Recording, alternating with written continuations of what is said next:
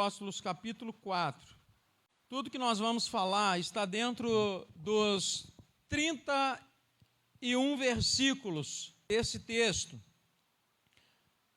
Falavam eles ainda ao povo quando sobrevieram os sacerdotes, o capitão do templo e os saduceus, ressentidos por ensinarem eles o povo, anunciarem em Jesus a ressurreição dentre os mortos, e os prenderam, recolheram-os ao cárcere até o dia seguinte, pois já era tarde. Muitos, porém, dos que ouviram a palavra, aceitaram, subindo o número de homens a quase 5.000. No dia seguinte, reuniram-se em Jerusalém as autoridades, os anciãos e os escribas, com o sumo sacerdote Anás, Caifás, João, Alexandre e todos os que eram da linhagem do sumo sacerdote. E, pondo-os perante ele, os arguíram: com que poder ou em nome de quem fizestes isso? Então, Pedro, cheio do Espírito Santo, lhe disse: autoridades do povo e anciãos, visto que hoje somos interrogados e a propósito do benefício feito a um homem enfermo e do modo por que foi curado, tomai conhecimento, todos e todo o povo de Israel, de que, em nome de Jesus Cristo, o Nazareno, a quem vós crucificastes e a quem Deus ressuscitou dentre os mortos, assim, em seu nome é que este está curado perante vós. Este Jesus é pedra rejeitada por vós, os construtores, a qual se tornou a pedra angular. E não há salvação em nenhum outro nome, porque dado entre os homens, pelo qual importa que sejamos salvos. Ao verem a intrepidez de Pedro e João, sabendo que eram homens iletrados e incultos, admiraram-se e reconheceram que haviam eles estado com Jesus. Vendo com eles o homem que fora curado, nada tinha que dizer em contrário. E, mandando-o sair do sinédrio, consumavam entre si, dizendo: que faremos com estes homens? Pois, na verdade, é manifesto a todos os habitantes de Jerusalém que o sinal notório foi feito por eles, e não podemos negar. Mas, para que não haja maior divulgação entre o povo, ameaçamo-lo, para não mais falarem neste nome, a quem quer que seja. Chamando-os, ordenaram-lhes que absolutamente não falassem, nem ensinassem em nome de Jesus. Mas Pedro e João lhe responderam: julgai se é justo diante de Deus ouvir-vos antes a vós outros do que a Deus. Pois nós não podemos deixar de falar das coisas que vimos e ouvimos. Depois, ameaçando-os mais ainda, os soltaram, não tendo achado como o castigar por causa do povo, porque todos glorificavam a Deus pelo que acontecera. Ora, tinha mais de 40 anos aquele em quem os operara essa cura milagrosa. Nós estamos falando aqui de pessoas usadas por Deus. Quando nós falamos em ser usado, as pessoas elas têm rejeição, às vezes, por ser usado. Se você pensar nesses termos de forma mais pejorativa ou de forma negativa, você não se deixa usar, não é? É comum dizer, por exemplo, num relacionamento de homens com mulheres, e vice-versa, e dizer, você me usou.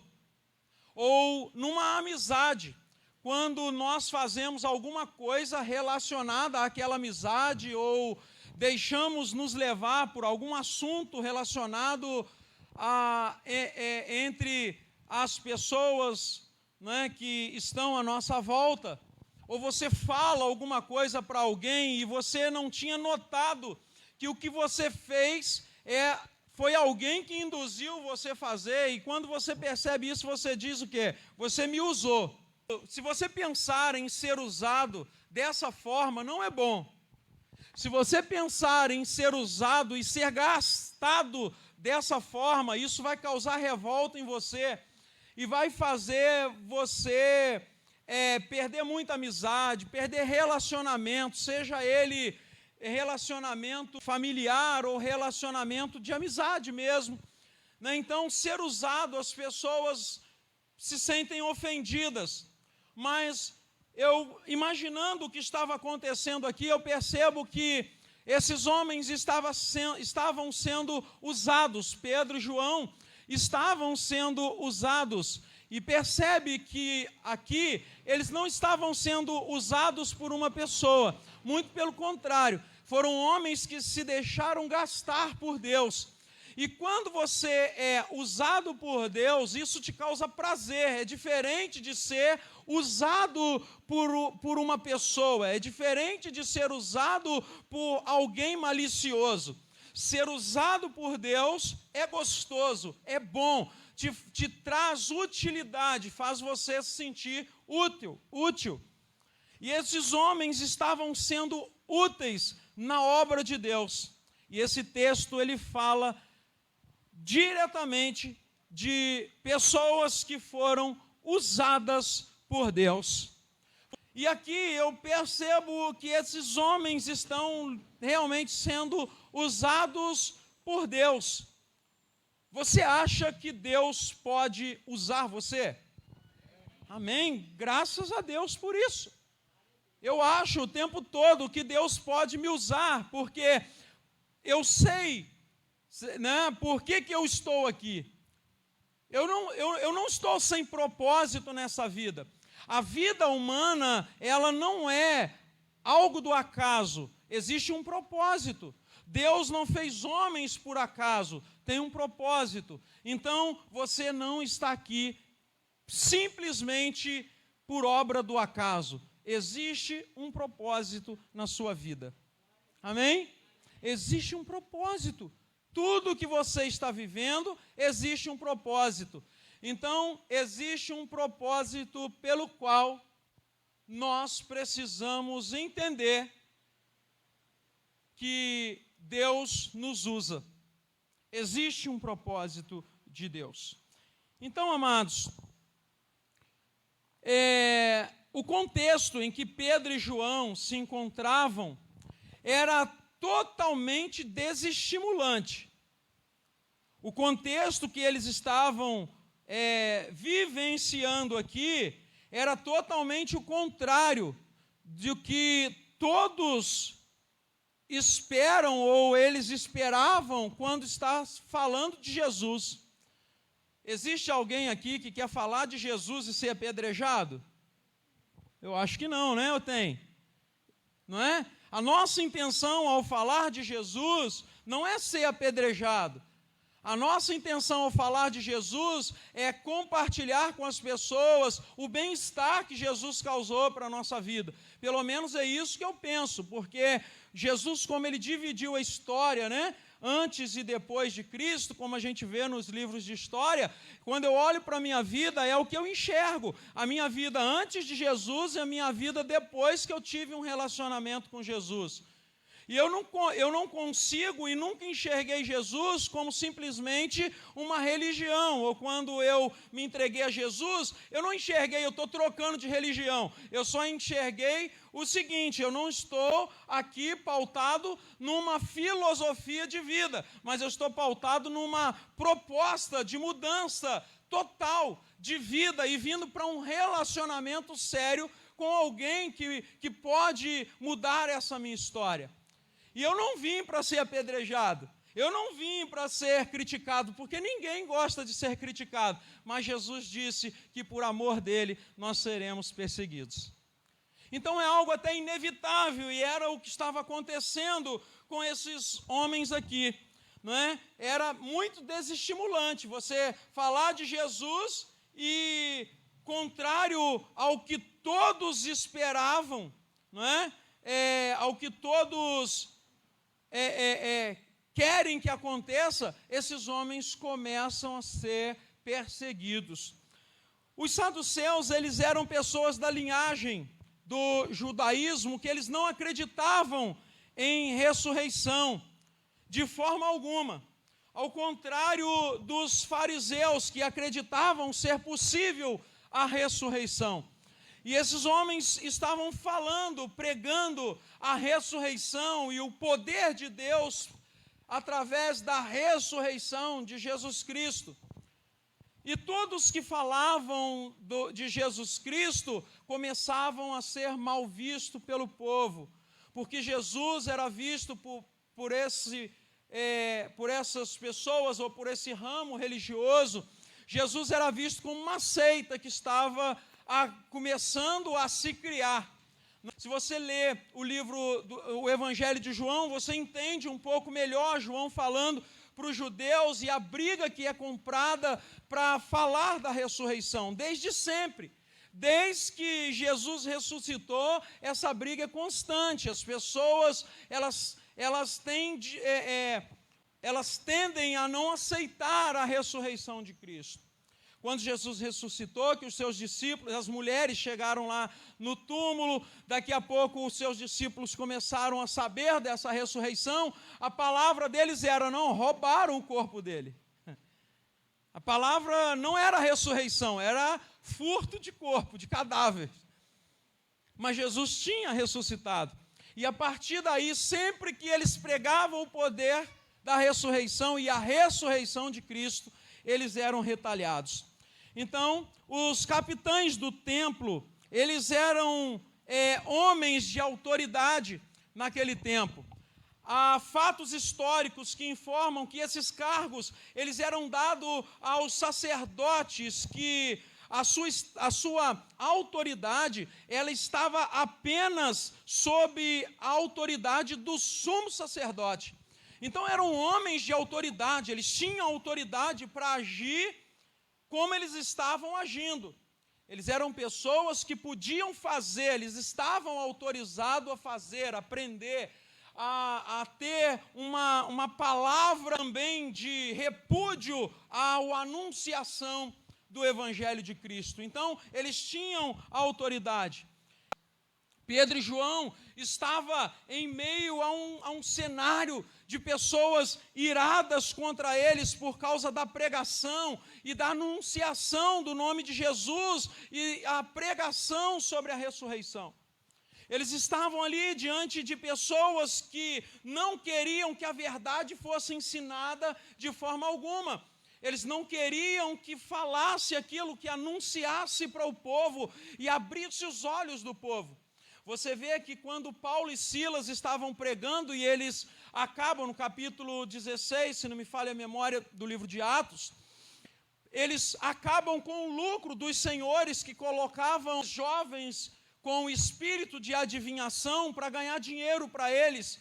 E eles foram presos também, eles foram colocados sob cadeias, prenderam as mãos e os pés deles em cadeias, em lugares ermos, para que eles não conseguissem fugir.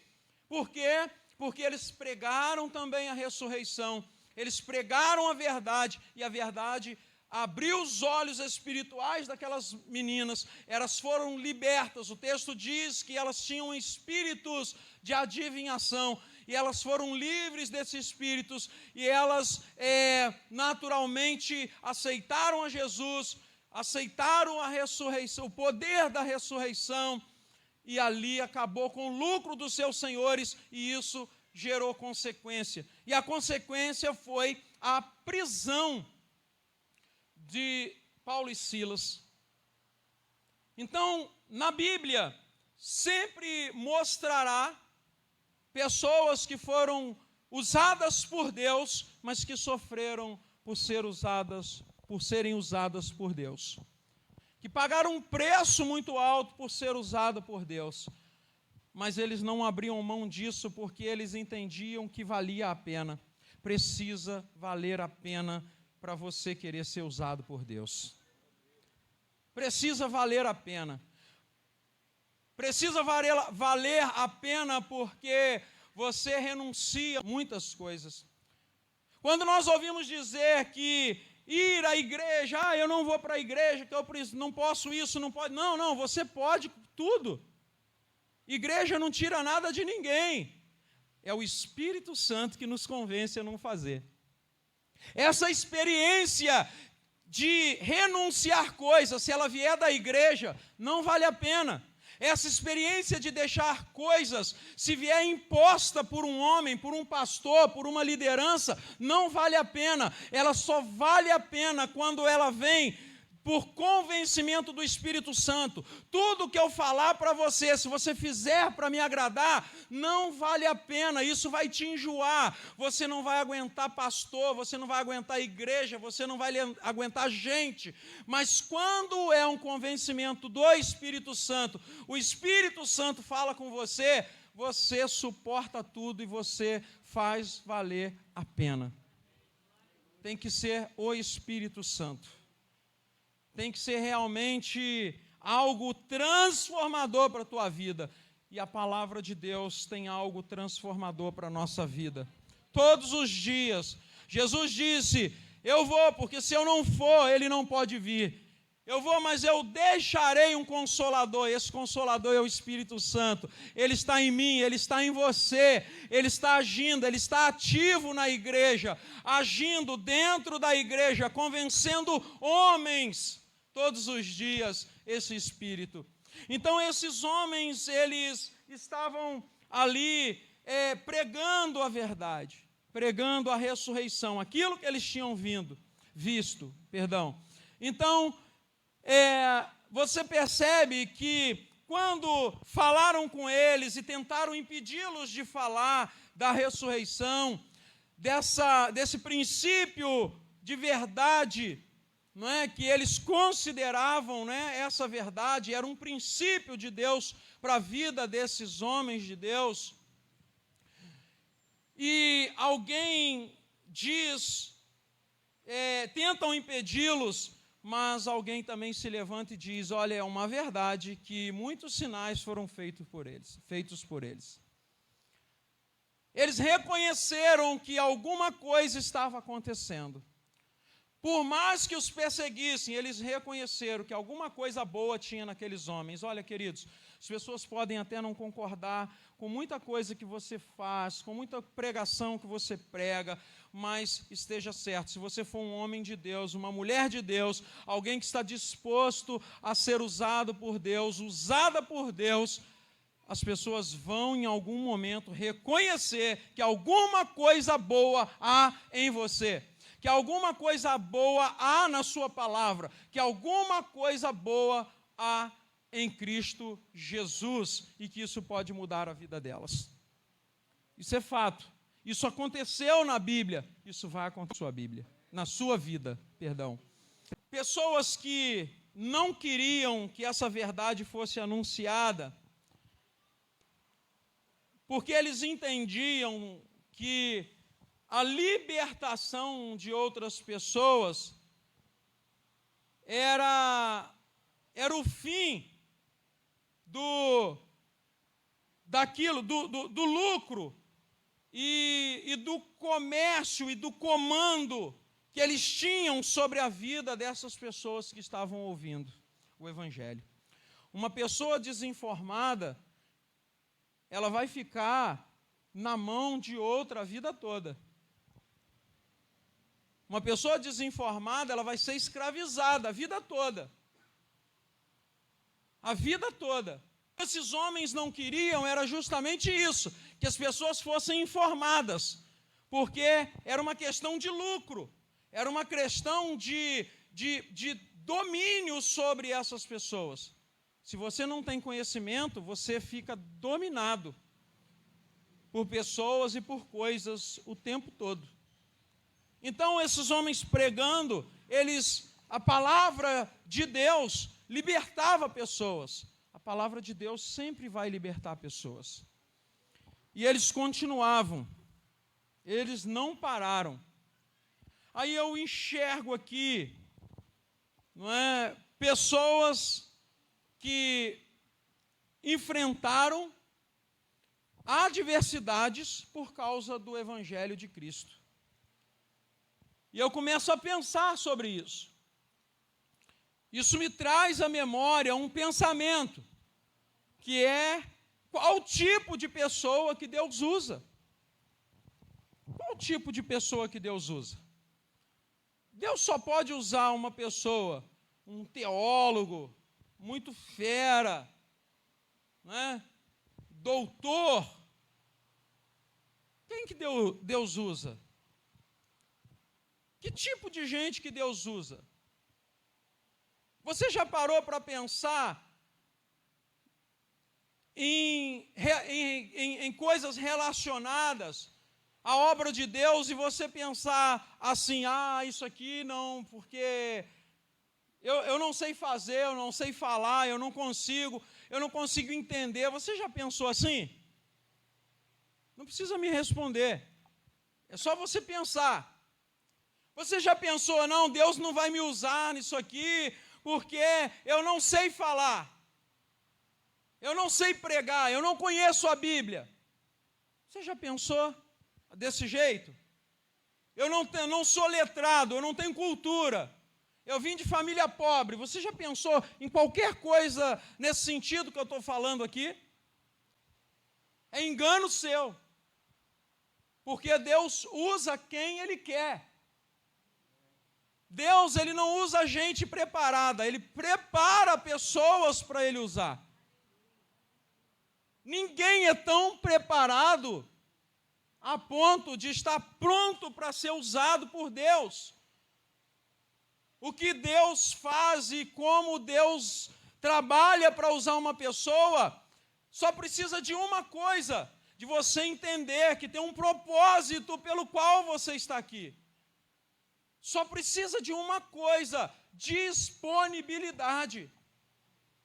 É estar disponível para Deus. Se você tiver em alguma área, Deus vai te usar. Talvez você não venha ao altar pregar e talvez não vai ser sua praia, mas Deus pode te usar de muitas outras formas. Que tipo de gente que Deus usa? Quem Deus usa? E eu separei aqui 5 tipos de pessoas que Deus usa e sempre vai usar. Nós vamos compartilhar isso agora. O primeiro, Deus usa homem que tem propósito, como eu já falei repetidamente aqui. Versículo 1. Falavam eles ainda ao povo quando sobrevieram os sacerdotes e o capitão do templo e os saduceus. Eles estavam falando quando chegou pessoas que muito provavelmente já veio cheio de fúria para proibi-los. Versículo 2. Ressentidos por ensinarem eles ao povo e anunciarem em Jesus a ressurreição dentre os mortos, para impedi-los de pregar, ressentidos com eles. Mas eles pararam de pregar? Não, por quê? Porque eles tinham um propósito. Sempre que implicarem com você e você deixar o propósito de lado, nada pode acontecer. Por que você parou? Por que você parou? Porque ficou difícil? Por que você parou? Porque os familiares te criticaram? Porque os vizinhos te criticaram? Por que você parou? Qual é o motivo dessa parada? Você estava rápido demais e, de repente, não conseguiu alcançar algum objetivo? Você não aguentou a pressão? O que te parou? Já parou para pensar nisso? Olha, queridos, precisamos ter propósitos. Quando nós temos propósitos, nós não paramos. Esses homens não pararam. Eu sempre digo, já falei algumas vezes aqui, eu sempre digo que caminhada com Cristo é uma corrida de maratona. Talvez você veio com muita sede ao pote, chegou no meio do caminho e você não está aguentando mais, porque a velocidade foi muita. Chegou no meio do caminho e você cansou. Não pare, não pare. Olhe para o alvo, você só pode parar quando chegar ao final. Nós só podemos parar qualquer coisa quando chega o final. Não pare, cansou um pouquinho, tome fôlego, mas continue. Fale para o teu corpo que você está no comando. Eu vou resistir, eu vou continuar. Não pare. Seja no propósito de coisas relacionadas ao reino de Deus, ou seja, até na sua vida, aplique isso também, aplique esse princípio do propósito. Porque as pessoas falaram que não vai dar certo, você nunca mais vai tentar. Porque as pessoas estão com inveja, você nunca mais vai tentar. E o propósito, fica onde, queridos?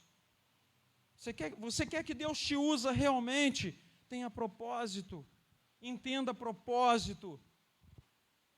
Entenda que você não pode parar. Por que eu digo que a vida no Evangelho é uma corrida em maratona? Porque é devagar e sempre. Devagar e sempre. Não é corrida de 100 metros. Corrida de 100 metros, você ouve o tiro e dispara por 100 metros e para. Vida cristã é maratona. Todos os dias. Já viu corrida de maratona? O cara não sai correndo de qualquer jeito. Ele tem um momento de acelerar. Ele tem um momento de aumentar a sua passada, dar passos mais largos. Ele tem um momento de fazer isso. E às vezes na vida cristã nós não entendemos esse princípio e perdemos o propósito. Nós queremos ir rápido demais.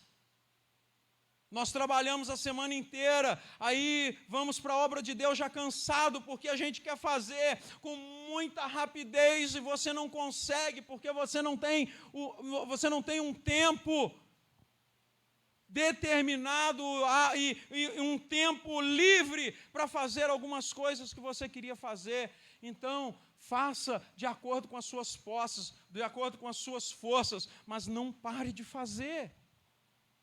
Não pare de fazer. Faça dentro das suas condições, mas deixe as coisas irem acontecendo. Deixe Deus te usar. Não pare. Não pare. Se tiver que desacelerar, é melhor do que parar. Porque se você parar, se você estiver menos acelerado, você está continuando. Mas se você parar, já ficou para trás há muito tempo. Segundo tipo de pessoa que Deus usa, está no versículo 3. Deus usa pessoas que não têm e não veem nenhum tipo de impedimento. Não olhe para as barreiras. Não olhe, pule as barreiras. Transpasse essas barreiras. Versículo 3. E os prenderam, recolhendo-os ao cárcere até ao dia seguinte, pois já era tarde. Eles estavam dispostos a pregar a palavra de Deus e eles não viam impedimento. O texto diz que já era tarde. O tempo não era problema para eles, o horário não era problema para eles. Homens com raiva não era problema para eles. Eles não viam impedimento para o seu projeto de pregação da palavra de Deus parar. Então, se você quer ser usado por Deus, não pare. Não pare. Se você quiser ver coisas relacionadas à sua vida pessoal, um projeto pessoal dar certo, não pare. Deixe as pessoas falarem, mas continue. Continue, reinvente. Vai lá, não pare. Não deixe o desânimo tomar conta. Não se veja fracassado, desestimulado. Olhe para você, acredite em você. Acredite que o poder de Deus se aperfeiçoa na fraqueza, como o apóstolo Paulo diz. Paulo recebe um não de Deus. Ele pede ao Senhor que tirasse o espinho da sua carne. Mas a Bíblia diz que a palavra de Deus que veio para Paulo era: o meu poder se aperfeiçoa na fraqueza. Mesmo que você esteja fraco, você está forte. Porque Paulo disse isso nesse mesmo texto que eu estou falando do espinho na carne. Paulo disse isso. Quando eu estou fraco, então eu estou forte. É no dia da sua fraqueza que você tem a oportunidade de se agigantar. Amém, queridos? Não perca o propósito. Não enxergue barreiras. Se existe impedimento, você precisa tratar isso com Deus. Você precisa tratar isso com Deus. Tem algum impedimento, tem alguma coisa que está impedindo, trate isso. Não ignore. Não deixe para lá. Porque depois só vai te restar, como troféu, as reclamações. Só vai te restar como troféu as murmurações. Não deixe passar. Trate isso com Deus. Se o problema for você, peça a Deus para te tratar. Se o problema for outra situação, peça a Deus para tratar dessa situação. Mas não perca o propósito. Não perca de vista o propósito de Deus e não enxergue as barreiras tão altas que você não pode transpassá-las. Vá à frente. Corra para o seu alvo. Corra para o seu alvo. O terceiro tipo de pessoa, característica de pessoas que Deus usa, são homens cheios do Espírito Santo. Versículo 8. Diz assim, acompanhe aí. Então, Pedro, cheio do Espírito Santo, lhe disse: autoridade do povo e anciãos, visto que hoje somos interrogados ao propósito do benefício feito a um homem enfermo e do modo por que foi curado. Estava cheio do Espírito Santo. O Espírito Santo é fundamental na pregação do Evangelho, se você quer pregar o Evangelho. O Espírito Santo é quem convence. E esses homens estavam sendo usados, por quê? Porque estavam cheios do Espírito Santo. Eles estavam cheios do Espírito Santo. E diferente daquilo que a gente aprende, que a gente acredita, e a gente acha, estou cheio do poder do Espírito Santo. A gente acha que está cheio do poder do Espírito Santo quando eu estou virando cambalhota para cá, cambalhota para lá, falando línguas estranhas. A gente acha que é isso, ser cheio do Espírito Santo. Mas ser cheio do Espírito Santo é fazer o que esses homens fizeram. Não tem uma evidência de que eles falaram alto, como eu estou falando aqui, de que eles gritaram como a gente às vezes costuma gritar, de que falaram em línguas como a gente às vezes usa falar. Nada disso. Não importa qual dom você tem ou se você ainda não enxergou esse dom. Mas eu sei de uma coisa, você cheio do Espírito Santo, você vai manifestar vários dons que você precisa para a sua caminhada e para abençoar vidas e para abençoar a sua vida. Fruto do Espírito é fundamental também na nossa vida. Fruto do Espírito. Ser cheio do Espírito Santo é fundamental para a pregação do Evangelho. O que convence o homem não é a palavra de outro homem. Homens são usados por Deus, mas quem convence outras pessoas é o Espírito Santo. Então, deixe Deus te usar e você vai ver o Espírito Santo agindo. Deixe Deus te usar e você vai ver que o Espírito Santo está movendo através de você. Esses homens eram cheios do Espírito Santo. Que é o 4. Deus usa homens que reconhecem que só o nome de Jesus tem todo poder. Deus usa homens que acreditam que eles estão fundamentados na pessoa de Jesus. Versículos 9 e 12. Ou 9 a 12. Diz assim: visto que hoje somos interrogados a propósito do benefício feito a um homem enfermo e do modo por que foi curado, tomai conhecimento, vós todos e todo o povo de Israel, de que em nome de Jesus Cristo, o Nazareno, a quem vós crucificastes, e a quem Deus ressuscitou dentre os mortos, assim, em seu nome é que este está curado perante vós. Este Jesus é pedra rejeitada por vós, os construtores, ao qual se tornou a pedra angular. E não há salvação em nenhum outro, porque debaixo do céu não existe nenhum outro nome dado entre homens, pelo qual importa que sejamos salvos. A confiança desses homens era que o maior poder, ou o nome mais poderoso, é o nome de Jesus. Eles reconheceram isso. Você tem poder limitado, mas o nome de Jesus tem todo o poder, como nós cremos através da sua palavra. O nome de Jesus tem todo o poder. Porque tem coisas que acontecem que você olha assim e você fala, só Deus pode ter feito um negócio desse. Já aconteceu isso contigo? Já aconteceu isso comigo. A minha conversão foi isso, só Deus podia me chamar e me converter.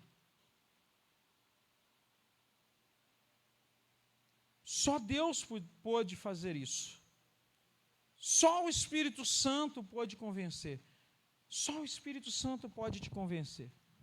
Por mais que você escute um convite, por mais que você tenha ouvido uma pessoa, mas quem te trouxe aqui foi o Espírito Santo. Você acredita nisso? Era o que esses homens acreditavam. O Espírito Santo convenceu esses homens ou essas pessoas, esse povo, o Espírito Santo os convenceu que realmente o poder que estava em Jesus, no nome de Jesus, o mesmo poder que ressuscitou Jesus, que era o poder de Deus, eles reconheciam que esse poder realmente era maior do que o poder de qualquer homem. E eles começam não apenas a ouvir, mas eles começam a ver. Irmãos, tem coisas que nós nunca vamos ter explicação sobre elas, mas os nossos olhos vão ver, e as pessoas vão dizer, olha, só Deus podia ter feito isso. E às vezes nós olhamos para a nossa vida, nós olhamos onde nós estávamos, onde nós estamos, nós pensamos assim, só Deus podia fazer isso. Sabe aquela coisa impossível, que você não consegue, que não tem como acontecer? Coloque na mão de Deus. Não tente lutar com a tua força. Coloque na mão de Deus, Deus vai te dar sabedoria, Deus vai fazer algo, Deus vai convencer, o Espírito Santo vai mudar a história. Não tente lutar com a sua força, enquanto você brigar com o seu próprio grito, com o seu próprio braço, você vai ter um problema, você só vai arrumar problema para a sua vida. Mas comece a deixar Deus trabalhar no teu coração. Deus trabalhou em mim, Ele vai trabalhar na minha esposa. Deus trabalhou na minha esposa, Ele vai trabalhar em mim. Deus trabalhou em mim, Ele vai trabalhar no meu irmão. Deus trabalhou no meu irmão, Ele vai trabalhar em mim. Então, assim, isso vira uma cadeia de pessoas sendo abençoadas, de pessoas sendo transformadas, de milagre acontecendo, e tudo isso pelo poder de Deus e não pelo nosso poder. Se a igreja do Senhor Jesus entender que está sobre ela esse poder, entenda, nós vamos vencer muitas guerras que estávamos prestes a perder. Deixe Deus exercer esse poder. Esses homens reconheceram que todo o poder estava sobre Jesus. Pedro e João estavam ali, pautados nisso. Eles estavam crentes nisso. Por isso que eles pregavam. Quer ser ousado? Acredite que no poder, que na palavra de Deus e que no nome de Jesus há todo o poder. Você só fala daquilo que você acredita. Você só prega aquilo que você acredita. Eu só prego aquilo que eu acredito. Irmãos, entenda uma coisa. Tudo que nós falamos, quanto igreja, é literalmente o que nós cremos. Se você não tem muita certeza, isso é impedimento para você falar. Essa é uma das barreiras, como nós falamos acima. Os impedimentos que nós encontramos é porque nós somos tímidos na nossa fé. Nós somos tímidos no que acreditamos. Toda pessoa que acredita, ela luta para que aquilo vire uma verdade para outras pessoas. Isso é comum em tudo que você acredita. Então, se você acredita em Deus, não abra mão de amar esse Deus, de levar esse evangelho a sério e ser um bom testemunho, uma testemunha viva do poder desse Deus. Esses homens nada mais era do que testemunha viva do poder de Deus. Não sabe falar bem, não? Seja só uma testemunha viva do poder de Deus. Seja uma testemunha viva do que Deus pode fazer na vida de uma pessoa. Permita Deus transformar a sua vida. Permita a Deus te ajudar. Permita a Deus entrar. Deus mudar tudo. Permita a Deus trabalhar no teu coração. Permita isso. Não relute. Ou não lute contra. Permita Deus trabalhar. Não endureça o teu coração e você vai ver se Deus faz ou se Deus não faz. Esteja com os ouvidos atentos, abertos para ouvir o Espírito Santo. Experimente. Se o Espírito Santo falar, abra o coração e fala, não, se eu estou sentindo isso, como pastor eu entendo o Espírito Santo? Quando o Espírito Santo fala com a gente, essa é uma experiência pessoal, acho que você vai ter a sua experiência com isso, mas eu entendo o Espírito Santo falando comigo quando eu quero praticar uma atrocidade, quando eu quero olhar para o pastor Vilásio assim e falar, vou matar esse cara. O Espírito Santo fala comigo, rapaz, não faz isso não, que você vai preso, hein? Opa, não vou matar não. Estou brincando, mas é mais ou menos isso. Quando você vai fazer aquele negócio que não era para fazer, você, sentiu uma vozinha dizendo aqui, não faz não. Entenda como o Espírito Santo, você não vai praticar. E ele vai usar você como um canal de bênção, uma testemunha viva do poder de Deus. Esses homens eram homens que Deus usava, porque eles criam que todo poder estava no nome de Jesus. Você crê que todo poder está no nome de Jesus? Se você crê que todo poder está nesse nome, você já começou bem. Você já começou bem. Só Ele pode mudar algumas coisas. Não se preocupe com o seu nome ter que aparecer. Não se preocupe com você ter que estar em evidência. Tudo é um processo natural na nossa vida. As coisas, elas vão acontecer. Se você é um servo do Deus Altíssimo e quer que Deus te use, olha, não se preocupe. Deus vai te usar, o nome dele vai aparecer, importa que ele cresça ou diminua, não é isso? O nome dele vai aparecer, ele será glorificado e no tempo oportuno a bênção é tua. Por último ponto, 5. Outro tipo de pessoa, de homem que Deus usa, homem no sentido ser humano, homem, mulher. Deus usa homens que têm ousadia.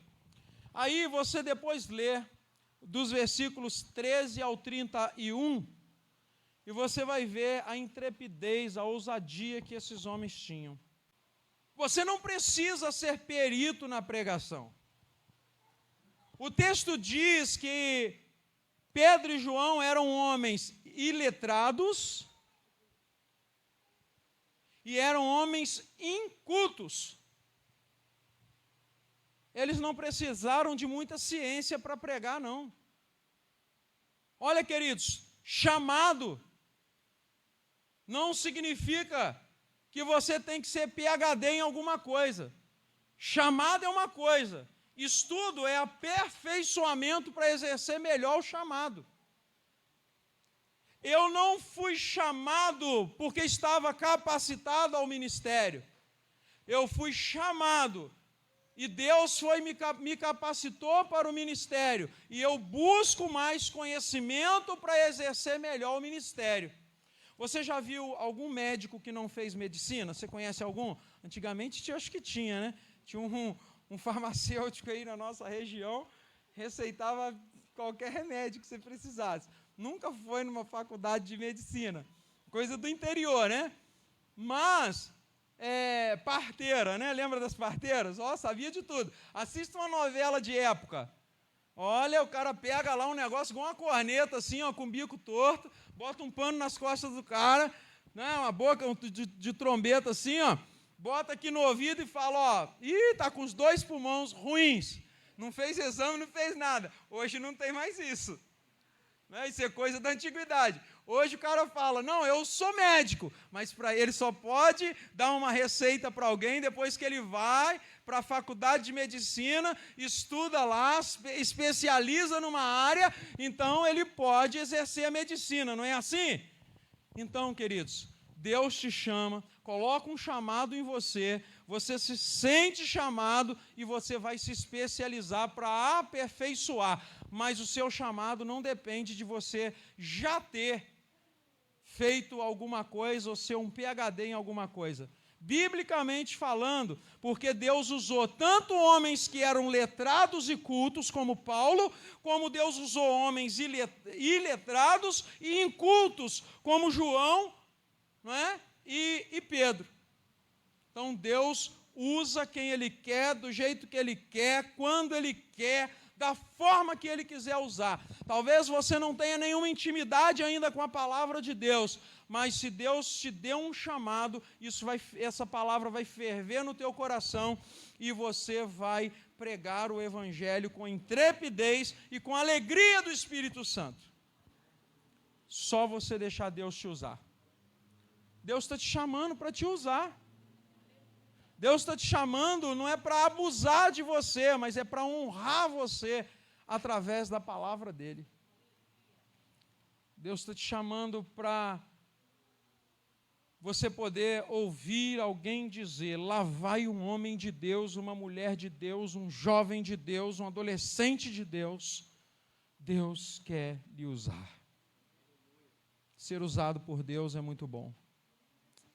Graças a Deus. Por isso, você não precisa ser um perito na pregação. Você só precisa estar disponível. Deus quer trabalhar o nosso coração.